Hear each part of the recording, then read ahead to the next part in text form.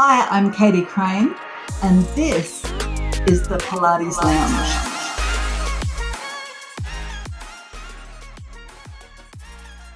Welcome to Season 4, my friends, of the Pilates Lounge Podcast. This is a space for movement lovers, Pilates educators, and Pilates professionals who want to think a little bit deeper about the work we do. My name's Katie Crane. I've been teaching Pilates for over 20 years, and along the way, I've worn many hats.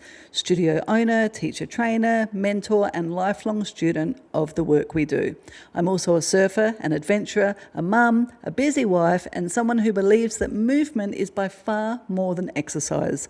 On this podcast, we talk about Pilates as a practice, not just what we do on the mat or on the equipment, but how Pilates shapes the way we move, teach, lead, and live our lives. We explore anatomy, health, business, culture, and the evolving identity of Pilates in the modern world. This is a place for honest conversations, lived experience, and perspectives that respect both the lineage of Pilates and the people practicing it today. So thank you so much for being here. Let's dive into the episode. Hi everyone, my name's Katie Crane. Welcome to another episode of the Pilates Lounge Podcast. Now, you guys know that this year we are rolling through a series, like each topic has its own series. So at the moment we are touching on the nervous system, speaking to people who work with neuro in general. So I've invited onto the show Nick Moss. Nick calls himself a nervous system oriented therapist, and you potentially have seen him I found him on Instagram. He's got some awesome information on there. If you want to go and scour his page, I'll definitely share it with you. But like I said in our pre-talk, Nick, you're the expert, not me. So you want to say g'day to our listeners and introduce yourself? Yeah, thanks, Kate. Hi, everyone. Thanks for tuning in. So a little bit about me. So if you follow me, my business name is Functional Neuro Health. So at Functional Neuro Health on Instagram. If you jump on that, you'll see what I'm all about. That's my main channel there. So who am I and how did I get here? Well, it's a long story. Well, actually, my first career I tend to start this way. My first career was actually in the military, in the Australian Army. And that was a job that, you had to be quite fit for, all those sort of things. But it doesn't really translate well to normal life, not what I was doing anyway. So when I went to transition out of the Army in the mid to late 2000s, around 2008 region, I just sort of stumbled into personal training and got into that side of things because it was a natural progression, and tried all the normal bodybuilding and the CrossFit things, and then it very fortuitously in the fitness first education system at the time, they had some really good Paul Chek trained professionals who are holistic kind of practitioners, and their focus was a lot around like back pain and core function. So it's actually very much ties into the Pilates original origins of Pilates. And I started to focus on the inner units of the core and just corrective exercise and breathing and things like that, and bringing these people out of pain that had been in pain for years. And I was only like within my first year of being a trainer. So what I thought personal training was going to be for me and what it ended up being, and then moved me onto this path that I'm in now, was from that moment of seeing when you went to the root cause of what was happening with someone and just worked on it. And we would work on it over quite a long period of time, over months. And I was able to bring people who had no strength and then were in pain into, out of pain, and they're stronger than they've ever been. I was like, wow. But I only knew a little bit.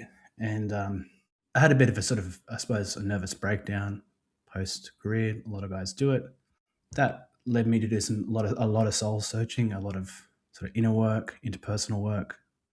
And then I knew I wanted to get back into healthcare somehow, something holistic, and stumbled into kinesiology. Someone told me about it. I had no idea what it was.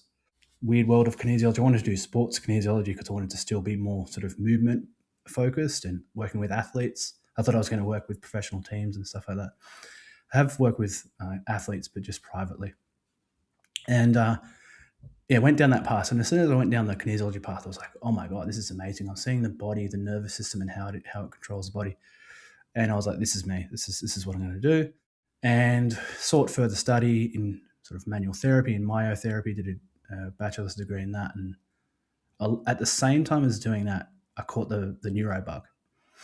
That was probably over a decade ago. And functional neurology, which is the study of the nervous system, was just starting to creep into sections of movement and manual therapy sort of practitioners. And the origins of that are really back to the origins of applied kinesiology, and also a guy named Professor Ted Carrick in the US started to apply what was in the knowledge of the nervous system practically, as opposed to like a medical neurologist, which is a medical neurologist is a doctor. I'm not a doctor. I'd never claimed to be. I'm not part of medicine. Medical neurologists, they're designed to actually find neurological pathologies, which is, you can maybe see this in blood tests, in specific neurological testing. And what they do is they basically tell people what's wrong. Here you go. This is what's going on. And then the person goes, all right, what do I do next? I don't know. And so the functional neurologist is the solution to that, which is like, okay, let's have a look at actually what's driving things here. And so that journey started over a decade ago. And I was in my mind, back of my mind, I was like, I'm going to do whatever I can, however long it takes, to master the nervous system, because I know it is underpinning all functions. And I knew it was going to be a hard task when I took it on, and it's probably harder than I thought still, but now looking back with my own system and everything, it is definitely worth it, because for me as a movement pro and manual therapist and someone that always likes to find out what's going on, I feel like it's sort of X-ray vision in a way. You can sort of see things that maybe other people can't see because of the way you're looking at the body. And it just really starts to put things together. So yeah, I've never really looked back. And in the last 4 or 5 years, I've created my own clinical system. And it's multidisciplinary. We attract all sorts of types of practitioners, including movement professionals and manual therapists and kinesiologists and some medical professionals as well. So that's where I'm at. And I've just landed in this position of being the guy that's now teaching it, after standing on the shoulders of some giants, and now other people are standing on my shoulders. And it's a really cool thing to pass on that knowledge to practitioners and see their results just skyrocket, and their confidence levels, and obviously their ability to, make a good income from their practice as well. So that's where I'm at. And it's been a massive journey putting my education together. I'm now refining it all. So it's a full-time job, but very thankful that I get to do it. So yeah, that's me right now. So when you first really got interested in it, was it from, like, you said, like you had a nervous breakdown, or you're overstressed, which I agree, you guys tend to suffer that a lot. I worked with Robertson Barracks for about 8 years and saw a lot of people trying to get back into the civilian life and not knowing where they fit, and coming from a system that didn't treat them as people either. You're a What tool. is it? Oh, totally. You're a number. Yeah. Nobody even knew each other's first names. So it was I still remember wild. my numbers But now. Sorry. Yeah. really, yeah, yeah, yeah. Oh, yeah. I loved working with guys from the barracks. Hey, just seeing them actually find themselves again. Yeah. But was that a big driver for you? Like, wanting to figure out for yourself what was going on? I think it was more subconscious at the time. Now looking back, I can see you look back and you see the logic, you see it all tie together. But I was, Mm, if I really, so, I did, 6 years, almost 7 years full time as an infantry soldier. So you're basically a professional athlete, and you carry heavy things and mm, shoot things, blow things up. It's a great boys' job, good fun, But then you leave, because I was like, okay, I don't want to be institutionalized. I don't want to do 20 years and then go, hey, what did Nick do? And he was just he just did the army thing. I was like, there's something in me. It's like, hey, this is just a stepping stone. There's something more here. mhm, When I look back, it's given me a lot of resilience to be able to achieve what I've achieved now. But there's a culture shock to go in and become that, and then there's a bigger culture shock to try and reintegrate. That in and of itself is traumatic. But when you couple that with, I'd had many head injuries, TBIs, right? basically post concussions or concussions can create PTSD-like symptoms. And when you combine that with the army lifestyle of lots of drinking and a bit more than that, I'll just say that post leaving as well, because it was like, okay, I've been in this institution for a while. Now I'm out. Now I'm free. Yay, I'm working for myself as a personal trainer. Yeah, I can do what I want. But I was still hanging around with all the boys and having great times. And then as I started to try to individuate again, that's when like everything just fell to shit, basically. Lots of I started to lose contact with mates in the army and lots of different friend groups and relationship breakdowns, things it's like everything happened at once, and it just sort of smacked me. And so there was a physiological, there was psychological, there was spiritual things going on, and I was depressed, fully depressed. I was actually like, I had suicidal sort of ideation. I couldn't help it; it was just there. But now I know the mechanisms as to why that was there, and it was basically forced into it. Something has to shift, something has to change. I have to not be who I was and shift into something else. And at the same time, I knew it was through my healing intuitively that I was also meant to help people, and in a much deeper way than just on the gym floor. Nothing wrong with that. You can still create amazing change for people in that way. But I was like, there's something deeper here where I'm really meant to create deep healings. And obviously I knew that I was I had to do that first for myself. So that's when starting with the kinesiology training, in that training was really good, because we would work on each other and you'd bring real stuff. And sometimes the teacher would, just expose you in front of everyone, which was very, very daunting for me, but it was really healing as well. And so that was like, okay, just let it out, let people in, let it be seen. And then alongside that, I was doing a lot of meditation, going to meditation retreats, things like that. So I was I moved from, army, very fit, CrossFit, the guy in the gym that people would look at and go, that guy's a monster, as in like the intensity that I was working out at, to complete system shutdown, adrenal collapse. So I couldn't work out like I used to having to meditate and do gentle restorative type movements, slowly building my capacity back to now. I feel as fit as I was back then, but no pain, no tension, things like that, because it's been wound out of my system over the last 15 years or so. So that's the journey. Yeah. So obviously I think a lot of people do come into this, probably some of your listeners here, yourself, and from our own pain, our own suffering. And if we can transcend that. And through that, I realized, I do have a brain, there's a brain there. And it's because I couldn't use it properly because I was in survival. And then it's a particular type of brain, which is a research, analysis, putting systems together type brain, which I didn't realize for a while.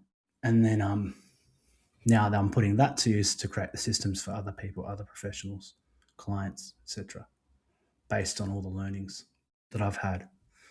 So I don't know if that answers the question, but it definitely was from a sort of a dark night of the soul. And I look back at that period as the most painful to go through, but the most fruitful in terms of how it oriented me to the path that I'm on now. So Metaphor for life, isn't it?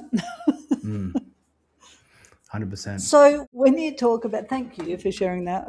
I think I've always feel like it's really important to put your story into context, because nobody falls into this stuff. Well, like you kind of feel like you've fallen into it, but you're not really. I think we all fall into serving other people through our own suffering or our own experience. But when you talk about, that you feel like, so you were super strong, doing CrossFit and all that, I think of that as really it's really aggressive kind of workout, which isn't bad, right? But it serves its purpose for sure. But then you turn to things like meditation, you're learning your kinesiology, and obviously going kind of swapping into that more parasympathetic kind of experience. But you said that you're kind of like, you wound all of that tension out of your system. What does that look like? Like, how is that through movement or is that through something else? Could you explain that a little bit? Hey friend, thanks so much for listening. Did you know that you can now find us on YouTube at youtube.com/The Pilates Professional? Now, if this episode resonates with you, please share it with someone else who would benefit from hearing it. Back to the show. Through everything I've tried. And so, so obviously it started by, if I was already excessively yang, masculine, fast, everything's intense. I think I'm always going to be an intense, that's who I am, right? But there's it's putting intensity on your own system. And so obviously that's excessive and that's imbalanced in the yang overactive perspective. So I have to find that balance. So I have to actually go in the opposite direction to really balance. And it's almost like stop, then slowly start moving overall, right? So that what that looks like is, okay, well, I can't do that type of workout. I can't do that yet. I need to focus on breathing. So just literally for a while, it was walking and breathing, just long walks.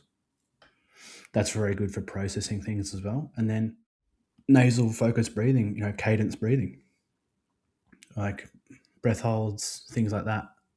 And I couldn't believe how impactful that was. And then learning how to actually meditate in terms of, I did a few of the 10-day meditation retreats where you're just focusing on your nose for 3 days and then focusing on the sensation. So being able to actually be with the sensations in your body without shifting. So instead of always looking out there for the answers, just coming back in. And so what I was just building it. It's actually okay to be still, and in stillness there can be a lot of change. So I had to override my normal reflexes, which is to be very active. And then once I felt the life force energy coming back in, which to be honest took a couple of years initially, then I was like, And so what I would do before that is, I get energy, I'll use it. I get energy. That's what a lot of people do with chronic fatigue and things like that. No, you don't have energy because your system's exhausted. You need to stop, fill the gas tank. And that's what I was doing. It took me a couple of years to fill the gas tank because I had the army career, partying, pretty rough teenage years as well. A lot of football, things like that, and other things. Body had been through a lot. And so I had to build that capacity. And that's what I did over a few years. And then now it's slowly increasing the threshold rather than, oh, great, I've got energy. Let's go in and do a heavy deadlift session. No. Slowly increase the threshold. And that was probably most of my 30s. And then it was towards my, I'm 43 now. Yeah, by my late 30s into 40s, then it was, okay, now we're doing movements. Now we're restoring proper biomechanical function. There's some movements called the cogs, which is, from a system anatomy and motion that some of you guys would have heard of, Gary Ward. And I was looking at that stuff in my practice as well. So I was also developing my practice at this time as well, and nervous system and everything. I also realized that the more I balanced myself, how that fed into how I was as a practitioner with my clients, of course. And then the more balanced I got, the better results I got, the better my brain worked, more space I could hold. So yeah, it was cogs, getting the pelvis rib cage, cranium all aligned, working on the feet.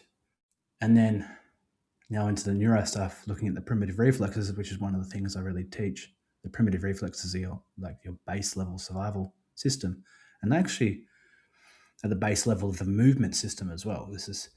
So I had this right-sided hip and lower back pain that radiated around through the TFL sort of area, around the back, through the glutes, and up and through the lower back for 10 years. And I would do, people get massage, different treatments, different types of corrective exercise. It would go away, come back, go away, come back. It was definitely impacted to stress, but I'll never forget it. It was, my late 30s, and so 5 or 6 years ago. And it was a combination of getting my foot working correctly, getting my rib cage moving correctly, and then the one that really clicked it was working on a reflex called the ATNR, which is the asymmetric tonic neck riding reflex, which is about left-right integration, both in the brain and in the body. So very much walking. And I was like, oh my God, I can feel that. Now that hip is actually moving properly. It's just boom. And then I started to be able to walk properly without pain. Then I could run. So I went from when I'd go for a run, when I was in that period, I was in pain. I'd slap the floor. I'd walk past people, run past people super loud. Now I'll run past people and it's super quiet because the biomechanics are all sort of corrected. So it all feeds in with everything else. So if you work on your biomechanics, your your nervous system is in a better position.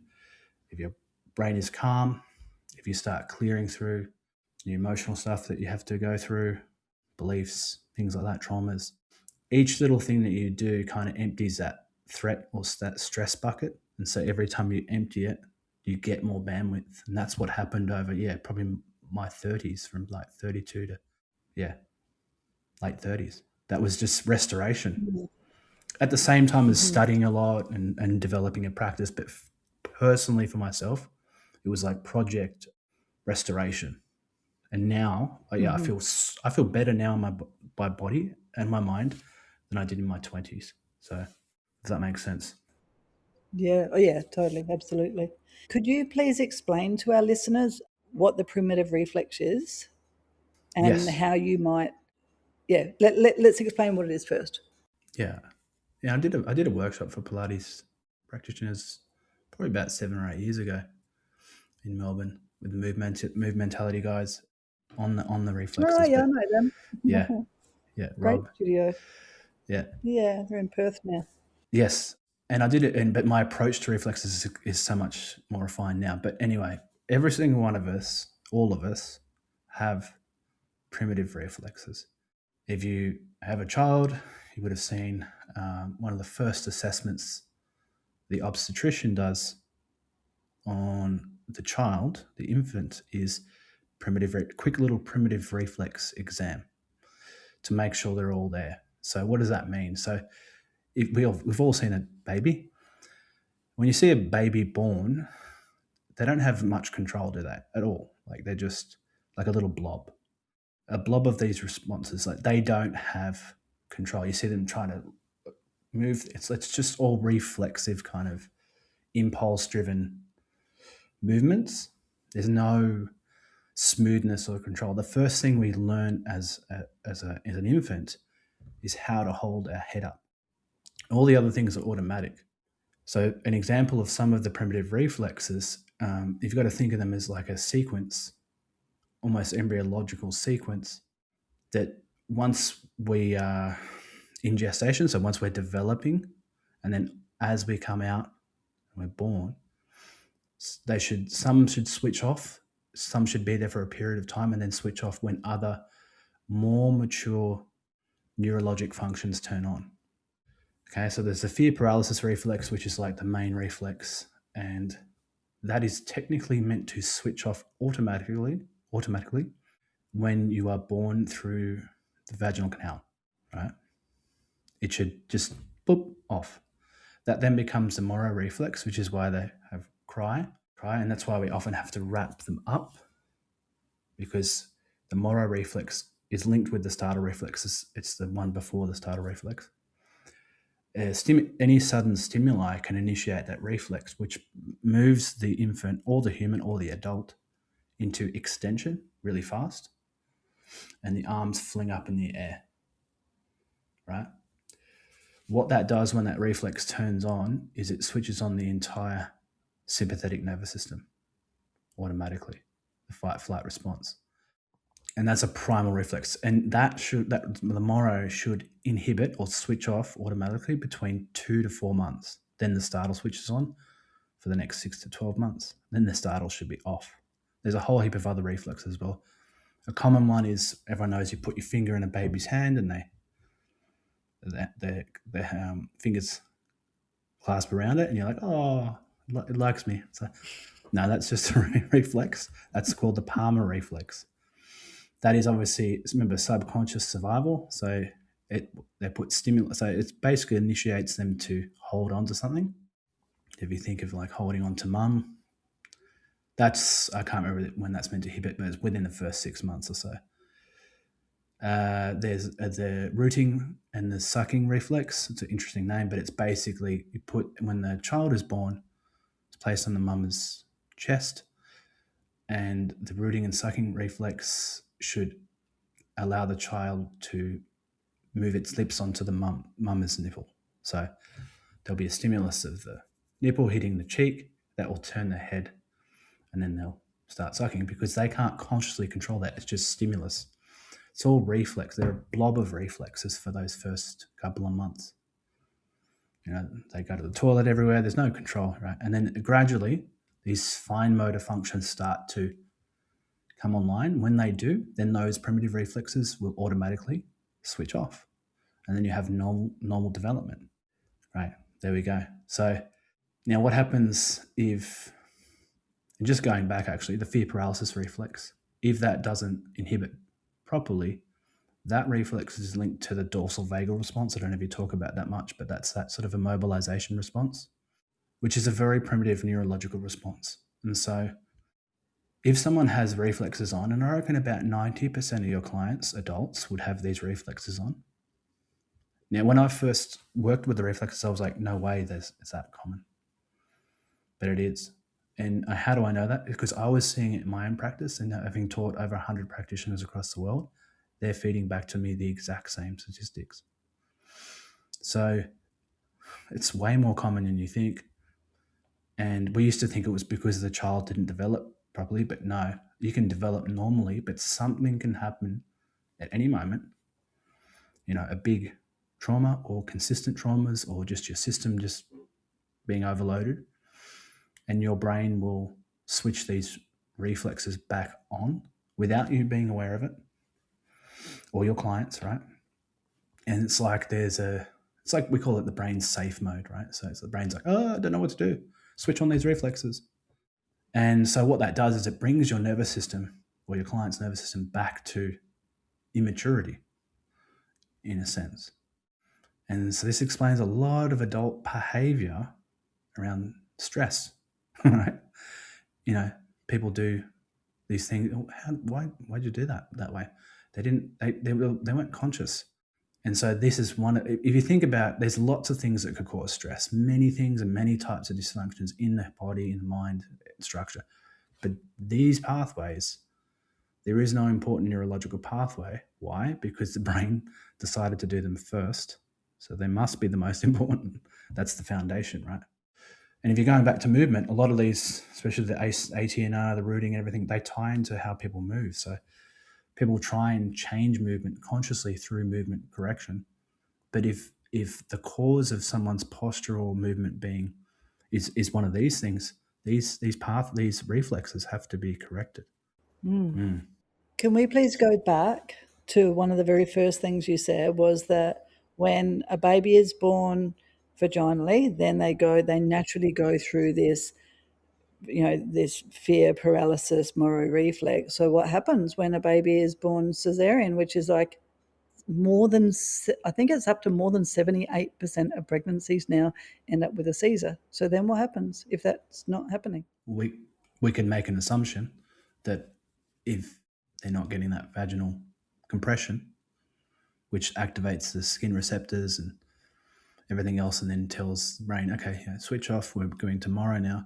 There are going to be a lot of fucked up kids, people coming through. And so, right, absolutely. Yeah, all those stresses. Yeah, so the trigeminal nerve is a pretty well-known nerve as well, but most people know it for trigeminal neuralgia, which is just one specific condition that it can be related to. But it's a very important nerve as well. It goes to the face. It's really about sensory on the face, and also sound, light sound, and mastication, so moving of the mouth, right, the jaw. It's cranial nerve 5, which I find interesting, and then cranial nerve 10 is the vagus. So if you think 5 to 10, numbers, there's an interesting correlation there. In my mind, everyone knows that the vagus nerve, its primary role is to control that parasympathetic response in the brain, right?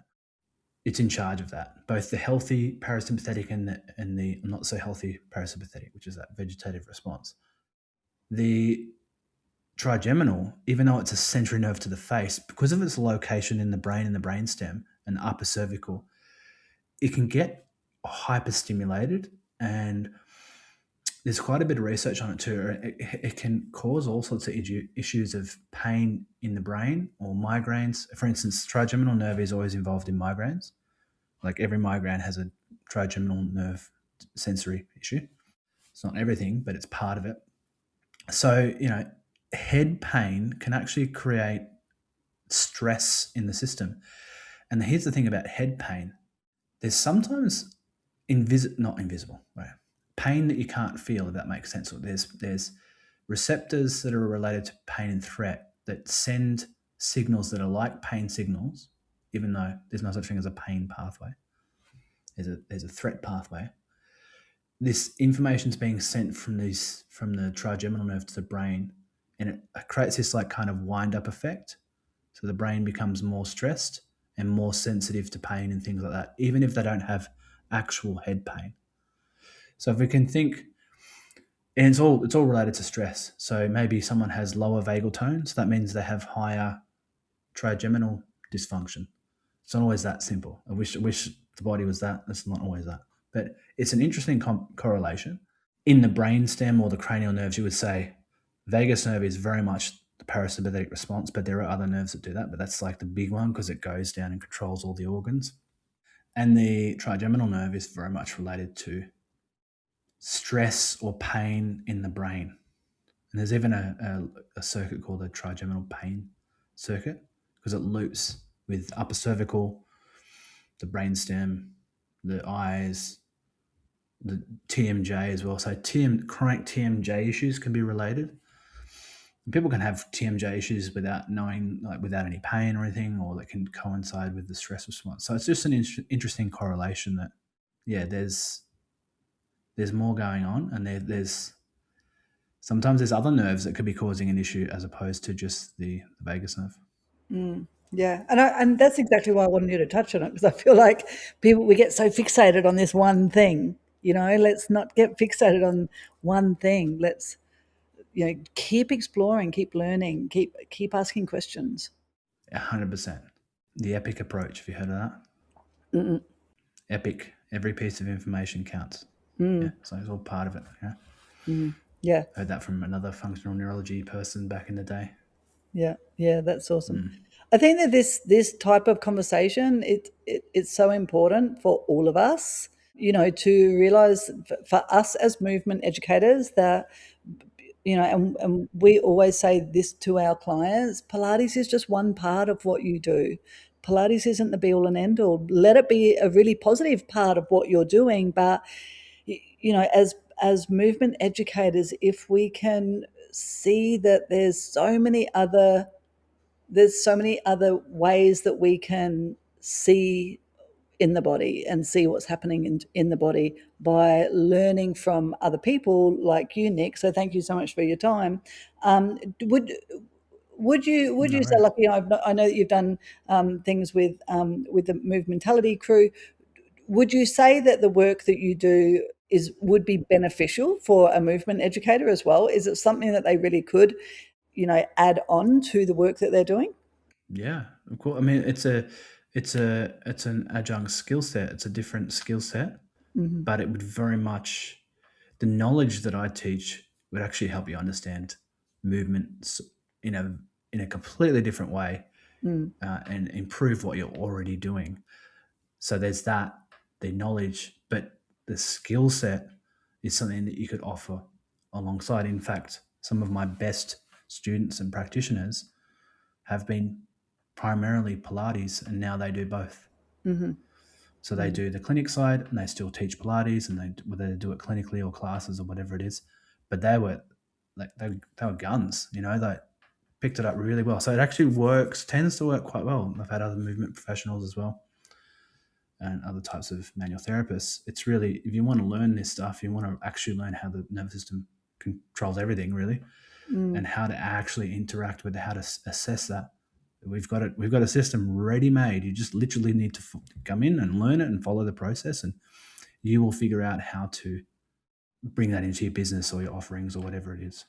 What I've seen work is you've got your Pilates thing already going. That's just going to keep going, and you add this in, and they can work together. So because if you've got that skill of movement education already, that's an asset. That's an asset because in our phase 3, which is lifestyle optimization, movement is part of that. You can actually coach them properly. A lot of practitioners who come to me who aren't movement people, they're missing that bit. So you already have an advantage. So yeah, if you're willing to learn a completely different way of working, 100%, it's just learn it. It's all there, Spent 15 years building it. So you're putting to it try out and there. make it easier, Yeah.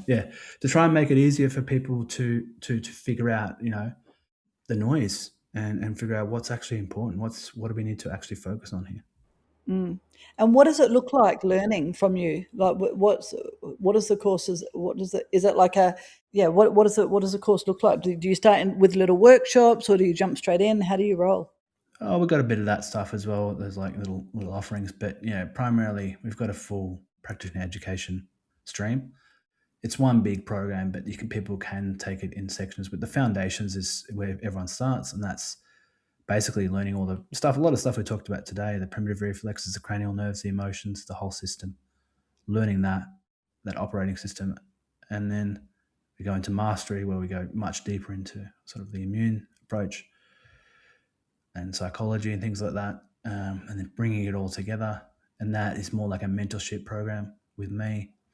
But we also look at business, and we'll go deep into your personal health and mindset as well.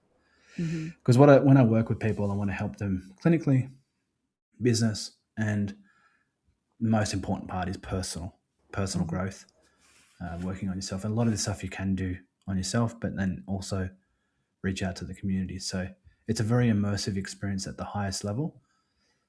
But our foundations program is a usual entry point into that, and it's all done online. And once you get into the top level mastery, you get access to in-person events, which we run a few times a year in different places. But it's all can be done online. It's this massive library of techniques and lectures and demonstrations and stuff like that. So especially in the foundation, it's very systematic. It's just like do this, then do that, do this, do that, and then try it out and just build it in your own practice. And we have a lot of mentoring support, community support, things like that. So there's a lot of touch points for you because people learn in different ways. So if there's questions like, what does this mean? What does that mean? This is what this actually means, etc. So overall, it's done a great job, and there's many people I've never interacted with personally, but they seem to be, in other countries, and they're just like, "Oh, this is awesome!" They're using it properly in their own practice. So yeah, we've been doing that for about 3 or 4 years. Yeah. Sounds like you're doing good work. So before we sign off, what's your hope for the future of healthcare? Because I feel like this type of stuff that people are looking more and more to. So how would Yeah. you love for healthcare to look in the future? Well, yeah, exactly what you said. We're trying to build the future right here. Is more along these lines of having that holistic approach. Actually, I was talking. You don't have to be like a master of everything, but when you're working with someone, you got to look at all the different dimensions of who they are, and you have to adopt different roles as the professional as well. Sometimes you're a technician, which is in understanding and application. Sometimes most important one, you probably need to be a listener. Sometimes you need to be a coach and a mentor. Sometimes you need to be a somatic therapist, like how you're holding things. Sometimes you're investigating. And the great practitioners, the truly elite ones, they just glide between those roles. Sometimes it comes naturally, but you can develop it. And I developed it. Some things were natural, some things I had to work for. And that way you're truly working with the person in front of you. And why do I work on the nervous system? Because I'm like, I just want to understand how things work. So like the nervous system just appeared, was like, I'm the solution. So I'm like, oh, okay, I've got to focus on you for about 10 years then. So everything's pointing and that was 10 years ago. And I go, all right, this is going to be massive in 10 years. And look at where we are.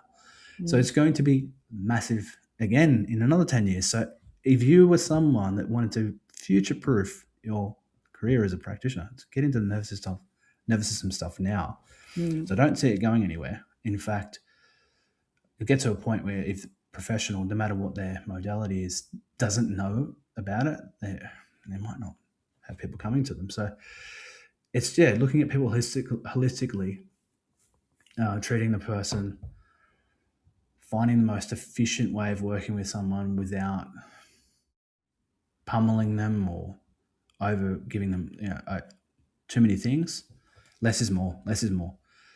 Less is more. That's my sort of main thing. And there's certain things that are happening in the future that we can't stop, like technology, AI, and things. Learning to embrace those things and use them when needed, but then not lose contact with the natural world. Does that make sense? Yeah. Yeah, I love that And you message. put me on the spot there. No, that's all right.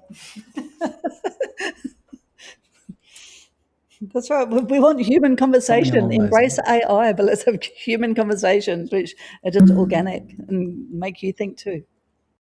Yeah, well, AI can help you if you know. It can actually make you smarter if you know how to use it, but you shouldn't rely on it. And yeah, we should. I think it will go back to more connection and more. People need that, the community, the connection. And that's why I like this conversation here. There's no notes. It's just talking, just seeing what's there, right? Yeah. Yeah, and I suppose hope for the future is like more people aligned with their own passions or their dreams, which means they're going to be happier. The world's going to be a happier place. Not working so hard. Not that's old school mentality. Is like working smarter, working in sprints as opposed to marathons, which pushes you into that exhaustion phase. Yeah. I love all There that. you go. Yeah, that's great. Thank you, Nick Moss, for your time. Appreciate you. I know that you're a busy boy. You'll find Nick on his website, functionalneurohealth.com. Just make sure that you check out the show notes. Nick will share all of this with you, and you can share whatever you want with your community, just to put the word out there whenever you want. But thanks so much for joining us. I know that our listeners will really get a lot out of this conversation, and I'm sure it will create some more curiosity, which is what this show is all about. Thanks, folks. My name's Katie Crane, the Pilates professional. Awesome. See you next time. Thank you.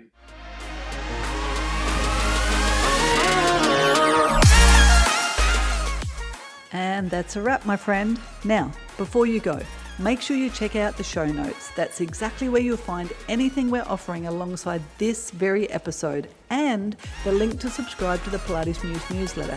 Our subscribers receive free handouts and resources connected to the topics we explore right here.